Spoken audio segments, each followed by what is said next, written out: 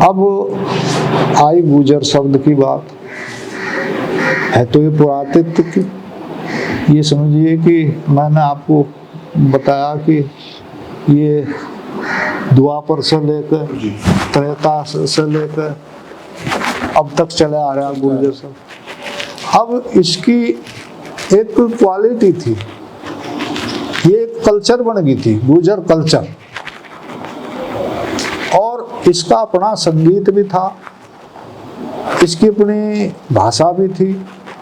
किसी जाति के नाम पर कोई भाषा सुनी नहीं जाती, प्रांत के नाम पर, देश के नाम पर भाषाओं का उल्लेख होता है, लेकिन जाति के नाम पर नहीं होता। लेकिन गुजरी भाषा का उल्लेख है, गुजरों के स्थानों का उल्लेख है, गुजर राज्यों का उल्लेख है, गुजर संगीत का, गुजर तोड़ी, गुजर को जातियों में कन्वर्ट करके ये एक घृणित कर्म किया गया है। जो लोग बंटते बटे, पहले राजपूत बने, फिर जाट बने, फिर कुर्मी बने, फिर पटेल बने, कई जातियों में विभक्त होते होते जो शेष बचे वो गुजर जाति कहलाने लगी और उसे बड़े हिकारत की नजरों से देखा जाने लगा। चूंकि वो कहीं इंटीरियर में रहे, लड़ते लड़ते उन्होंने अपना वजूद खो लिया, शिक्षा में पिछड़े, राजनीति में पिछड़े, क्षेत्रीय पैदावार से पिछड़े। आजादी के बाद में शिक्षा का महत्व समझते हुए गुजरों ने अपने आप को स्थापित करना शुरू किया। आज जो है समाज में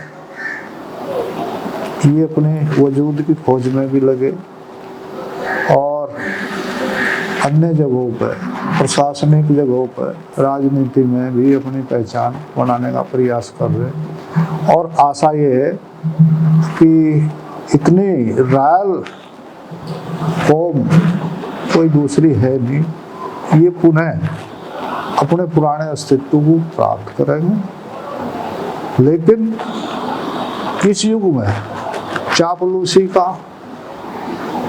दूसरों की अगुवाई करने का, झूठ का प्रचार प्रसार का युग है। इसमें हमेशा हमने पिछले भी इतिहास में पाया है कि जिन लोगों ने शासकों की चापलूसी की है उन्होंने मलाई चाटी है। आज भी यही हो रहा है।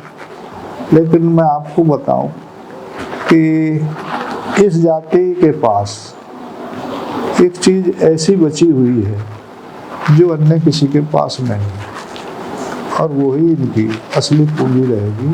5 गुण पाए हैं इस जाति में।